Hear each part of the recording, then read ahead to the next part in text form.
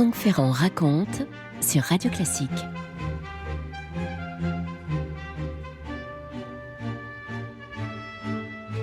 Nous sommes un samedi, le samedi 18 mars 1815, en plein Paris, on n'est pas très loin de l'Institut de France. Un homme est là qui se fraye un chemin dans la cohue, qui se dirige vers les locaux du Journal des débats. Et dans sa serviette, il tient le dernier article de Benjamin Constant. Il faut absolument publier cet article. Le temps presse, Napoléon se rapproche de Paris. Je vous ai dit, nous sommes le 18 mars 1815 et les Parisiens ont les yeux sur leur gazette pour voir où se trouve l'ancien empereur revenu de l'île d'Elbe. Constant veut à tout prix donner son avis. Il soutiendra le roi, quoi qu'il arrive, et il appelle tout le monde à faire de même. Dans les colonnes du Journal des débats du 19 mars, voici ce qu'on peut lire sous sa plume. Du côté du roi est la liberté constitutionnelle, la sûreté, la paix. Du côté de Bonaparte, la servitude, l'anarchie et la guerre. Et il conclut « Je n'irai pas, misérable transfuge, me traîner d'un pouvoir à l'autre, couvrir l'infamie par le sophisme et balbutier des mots profanés pour racheter une vie honteuse. » Oh, je vous relis ces deux phrases parce qu'elles sont incroyables. « Je n'irai pas, misérable transfuge, me traîner d'un pouvoir à l'autre, couvrir l'infamie par le sophisme et balbutier des mots profanés pour racheter une vie honteuse. » Il est vrai que par le passé, les relations entre Benjamin Constant et l'empereur ont été mauvaises. Constant était perçu comme le chef de l'opposition libérale et Napoléon l'avait écarté des chambres parlementaires et l'avait forcé à quitter Paris. C'est donc très logiquement que Benjamin Constant s'oppose au rétablissement de l'Empire. Selon voilà, le jour même de la parution de son article, le roi Louis XVIII quitte la capitale. Et le lendemain matin, on est donc le 20 mars 1815, c'est Napoléon qui est de retour à Paris, qui est de retour aux Tuileries. Là, Benjamin Constant est comme pris au piège. À tout moment, il peut se faire mettre aux arrêts. Seulement, les jours passent, personne ne vient l'arrêter.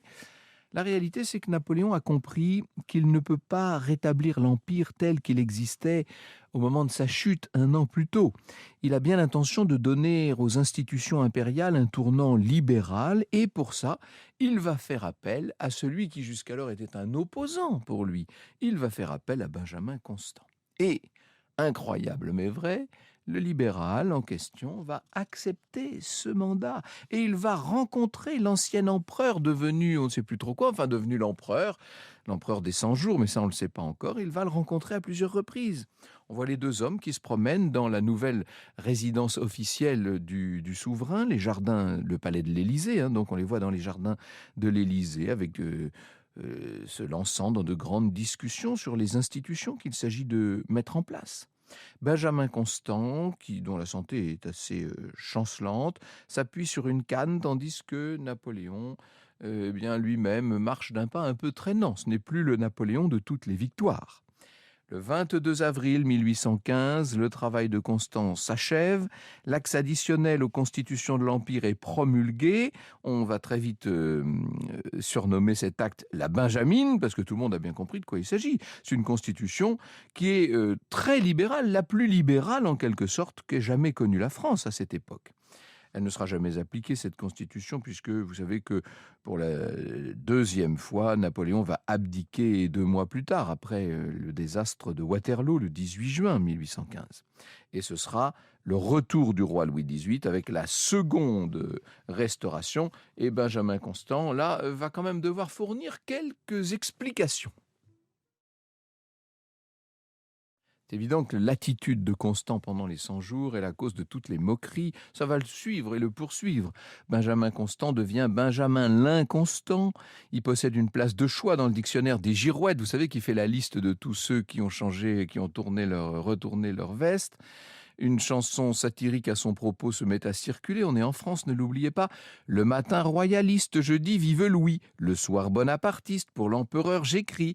Suivant la circonstance, toujours changeant d'avis, je mets en évidence l'aigle ou la fleur de lys. Pour se défendre, Constant va publier un texte qui s'appelle « Mémoire sur les 100 jours ». Il dit qu'il n'a jamais abandonné la monarchie, c'est la monarchie qui est partie. Les constitutionnels n'ont pas déserté une cause, écrit-il.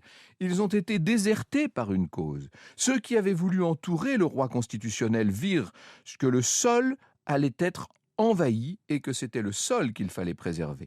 On m'a reproché de ne m'être pas fait tuer auprès du trône que le 19 mars j'avais défendu. C'est que le 20, j'ai levé les yeux, j'ai vu que le trône avait disparu et que la France restait encore. Mais c'est une défense qui n'a pas beaucoup d'effet. Le 19 juillet, Benjamin Constant apprend qu'il est sur une liste d'ordres d'exil qui, d'un moment à l'autre, doit être rendue publique. Il écrit une lettre au roi Louis XVIII afin d'expliquer sa conduite. Il reprend les mêmes arguments que dans l'article et le roi finit par faire retirer le nom de Constant de la liste des exilés. Mais dans ce climat politique aussi hostile que celui de l'époque, avec notamment ce qu'on appelle la terreur blanche, Constant se dit que rester dans le pays est peut-être un peu dangereux. Il va rejoindre sa femme à Bruxelles et après quelques mois, le couple décide de partir pour Londres. Léonard Burnand fait paraître une belle biographie de Benjamin Constant aux éditions Perrin, c'est ce qui me donne l'occasion de vous en parler aujourd'hui. Il écrit « Le couple Constant quitte le port d'Ostende le 24 juillet 1816 et débarque à Douvres le lendemain. À son arrivée à Londres, 2 jours plus tard, Benjamin constate que le paysage urbain a radicalement changé. Cela fait bientôt 30 ans qu'il n'est plus venu dans la capitale anglaise et il est frappé par les transformations spectaculaires que cette ville en pleine expansion a connues durant cette période. L'accroissement considérable de la population fait de Londres la plus grande agglomération du monde. Dans cette métropole surpeuplée, il est difficile de trouver un logement convenable et le coût de la vie est élevé. Ce pays me ruine, se plaint Constant, qui ne s'attendait pas à devoir débourser autant d'argent pour louer une petite maison dans les faubourgs.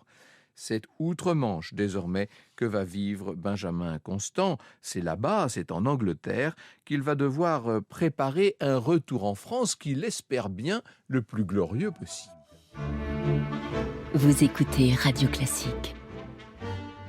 Il était né en Suisse, Benjamin Constant. Il était né à Lausanne d'une famille de huguenots qui avait fui l'édit de Nantes, enfin la révocation plus exactement, en 1685, qui s'était installé là-bas en Suisse. Lorsqu'il est né, sa mère est morte en couche, donc ça a été évidemment dur pour lui. Il a suivi son père, qui était colonel d'un régiment suisse à travers toute l'Europe. Il a énormément voyagé, autant dire que lorsque, en 1815, il se retrouve à Londres, pour lui, ça n'est pas un dépaysement total. Il connaît très bien l'Europe, il sait ce que c'est que faire des malles et vivre comme ça d'un pays à l'autre, et j'allais dire d'une aventure à l'autre, car sa vie sentimentale est extrêmement nourrie de ce point de vue. Alors, le voilà donc à Londres, Benjamin Constant, reçu dans de nombreux salons. Pour continuer à assurer un train de vie à sa hauteur, il doit trouver de nouvelles sources de revenus et pour ce faire, il va sortir de ses cartons un manuscrit qu'il avait en réserve. Bon, ça fait 10 ans qu'il écrit ça et ça s'appelle Adolphe. Adolphe, c'est un jeune homme de 22 ans qui séduit Éléonore simplement pour tromper son ennui. Vous voyez, nous sommes dans quelque chose de très romantique, drame contant l'histoire d'un amour difficile, voire impossible. Beaucoup diront que l'histoire évoque la relation que Constant entretient lui-même avec Madame de Staël, tout simplement. On pourrait d'ailleurs trouver dans Adolphe un certain nombre de références à d'autres aventures sentimentales de Benjamin. Avant de publier ce texte, Constant le lit dans les salons pour voir un petit peu comment les gens le reçoivent. Et c'est un immense succès. Miss Mary Berry écrit par exemple dans son journal « C'est très bien écrit, une histoire triste et bien trop vraie du cœur humain. La lecture a duré 2h30, la fin était si touchante qu'on avait grand-peine à retenir ses larmes. » En juin 1816, il paraît simultanément à Londres et à Paris, ce roman qui bien vite va trouver son public. Il sera constamment réédité. Par la suite, 150 rééditions en langue française en 2 siècles. C'est un très grand succès. Le couple, à ce moment-là, quitte Londres parce que la santé de Charlotte est fort dégradée par la brume londonienne. Charlotte, c'est l'épouse de Benjamin Constant, pardon. Les voilà qui partent donc en cure, à Spa. Le couple s'installe ensuite de nouveau à Paris à partir d'octobre 1816. On ne peut pas dire que la politique française soit encore un motif de crainte pour Benjamin Constant. Les libéraux saluent son retour, évidemment. Dans sa biographie, Léonard Burnand écrit, je le cite, « Un an auparavant, il avait préféré quitter Paris quand les ultras, avides de vengeance, avaient remporté les élections. À présent que le courant réactionnaire a été contrecarré par le monarque et ses ministres, un horizon inespéré s'ouvre à nouveau pour Benjamin, lequel entrevoit subitement la possibilité d'un retour aux affaires publiques à la faveur du virage centriste qui semble s'amorcer. Durant son séjour à Londres, il était allé assister au débat parlementaire et avait été enthousiasmé par la qualité des délibérations qui se tenaient à Westminster. Pour le moment, Benjamin Constant s'investit dans ce qu'il sait le mieux faire, des chroniques. Il est journaliste. En janvier 17, il reprend en main le journal Le Mercure de France et avec tout ce qu'il a gagné dans Adolphe, eh bien, il fait un investissement. Il va investir dans ce journal. Journal qui va d'ailleurs avoir tout de suite un immense succès. Constant écrit à sa sœur « Je suis écrasé de travail et d'affaires. L'entreprise que j'ai faite de relever presque à moi seul un journal tombé pour m'en servir comme d'un cadre afin de répandre beaucoup d'idées que je crois utiles me donne d'autant plus de peine qu'elle a eu plus de succès et que ce succès m'y attache. » Eh oui, ça c'est l'engrenage, qu'est-ce que vous voulez? Plus ça marche, plus on est pris, mon cher Benjamin Constant. C'est ce rôle, en tout cas, de journaliste d'opinion qu'il va se donner pendant plusieurs années.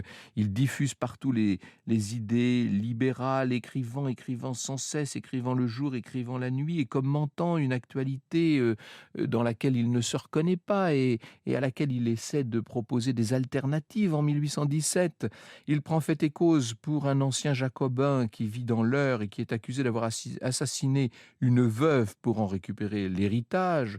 Constant est persuadé que ce Wilfrid Regnault, dont j'aurai peut-être un jour l'occasion de vous parler, est accusé uniquement parce que son passé révolutionnaire ne plaît pas aux autorités du moment. Et ça fait un petit peu penser à la façon dont Voltaire avait pris fait et cause pour la famille du malheureux Calas.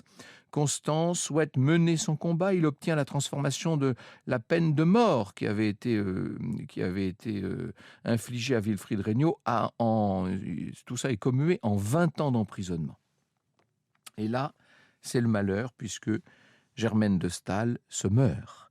Elle refuse que son ancien amant la voie dans l'état où elle est maintenant et après 5 mois de calvaire, celle qui avait été la fille de Nègre va s'éteindre le 14 juillet 1817. Constant est autorisé à venir la voir sur son lit de mort le soir même. Victor de Breuil, le gendre de Madame de Staël, écrit « Benjamin Constant vint m'y trouver, et nous veillâmes ensemble au pied du lit de Madame de Staël. Il était touché au vif et sincèrement ému. Après avoir épuisé les souvenirs personnels et les regrets du passé, nous consacrâmes de longues heures aux réflexions sérieuses. Tous les problèmes qui s'élèvent naturellement dans l'âme en présence de la mort furent agités en nous. » Funérailles de Madame de Staël et après... Constant va écrire 2 longs articles à la mémoire de celle qu'il a aimée, dans lesquels se ressent l'absence douloureuse que provoque sa mort. Le seul remède, c'est une activité peut-être plus intense encore dans le journalisme et la politique, les journaux qui se vendent de mieux en mieux. En octobre 18, Constant se présente aux élections législatives dans le département de la Seine, mais le gouvernement modéré de l'époque, qui déjà est en but aux politiques ultra, c'est-à-dire pas du tout modéré, parvient à faire échouer sa candidature. Il se lance alors dans une série de conférences qu'il va donner à l'Athénée royal de Paris. On s'arrache les places pour assister à ces conférences, dont la plus célèbre est donnée le 20 février 19 et s'intitule « De la liberté des anciens comparée à celle des modernes ». On a envie de dire tout est dit. Je cite un extrait de la conférence. « Le danger de la liberté antique était qu'attentif uniquement à s'assurer le partage du pouvoir social, les hommes ne fissent trop bon marché des droits et des jouissances individuelles, dit Benjamin Constant. Le danger de la liberté moderne, c'est qu'absorbés dans la jouissance de notre indépendance privée et dans la poursuite de nos intérêts particuliers, nous ne renoncions trop facilement à notre droit de partage dans le pouvoir politique. » Voyez à quel point cette phrase est incroyablement juste encore 2 siècles plus tard. Cette conférence va rencontrer un grand succès, on l'imprime, c'est un petit peu l'Adolphe de l'œuvre politique de Constant, si l'on peut dire, pour ce qui est du succès. Et 1 mois plus tard, élection législative partielle, en tout cas c'est ce qui est prévu. Cette fois-ci, Constant a bien l'intention de ne pas laisser passer son tour. Franck Ferrand sur Radio Classique. Élection partielle, donc, elle a lieu dans la Sarthe, mais Benjamin Constant ne regarde pas l'endroit, il veut un siège de député. On est là le 26 mars 1819 et c'est vrai que dès le premier tour, il l'emporte avec 64% des suffrages, ce qui va lui permettre de changer de vie, puisque le voilà maintenant au sein même de la Chambre des députés, où il siège à gauche, aux côtés de Lafayette. Dès les premières semaines, il va devenir la figure de proue de ce qu'on appelle l'opposition libérale. Il vient à la Chambre un public considérable, exactement le genre de public qui venait à l'Athénée Royal pour suivre les conférences de Benjamin Constant. Ce public est aussi nombreux qu'enthousiaste, écrit Léonard Burnand. Les joutes parlementaires de la Restauration deviennent le nouveau rendez-vous à la mode. Les débats de la Chambre passent pour l'un des meilleurs spectacles de Paris. On se dispute les billets d'entrée aussi ardemment que les places de l'opéra. Les spectateurs qui font la queue pour assister aux séances et qui apportent souvent leur lorgnette comme s'ils venaient au théâtre s'attendent à savourer de grands morceaux d'éloquence. Les discours politiques du jour alimentent ensuite durant la soirée les conversations qui animent les salons et les cafés de la capitale. Et dans un tel contexte, chaque député espère s'illustrer en remportant un succès oratoire. Nouvelle instance de consécration, la Chambre est une espèce de baromètre du talent. Avant la Révolution, un homme d'esprit écrivait des vers. Sous la Restauration, il se doit d'être député. Le premier combat de Constant est un combat pour la liberté de la presse. Ça, c'est un grand sujet qu'il connaît par cœur, évidemment. Long silence à la tribune lorsqu'il s'exprime pour la première fois. Je vous donne une description qu'un contemporain nous livre. Il est, de tous les orateurs de gauche, le plus spirituel, le plus ingénieux, le plus fécond. Il avait un corps fluet, des jambes grêles, le dos voûté, de longs bras, ses cheveux tombaient sur ses épaules et encadraient agréablement sa figure expressive. Quand il improvisait, il s'appuyait des deux mains sur le marbre de la tribune et il précipitait le flux de ses paroles. Souple lutteur, il se repliait en 100 façons avec une torsion des reins incroyable et ne s'avouait jamais vaincu. Il était toujours maître de son expression comme de sa pensée.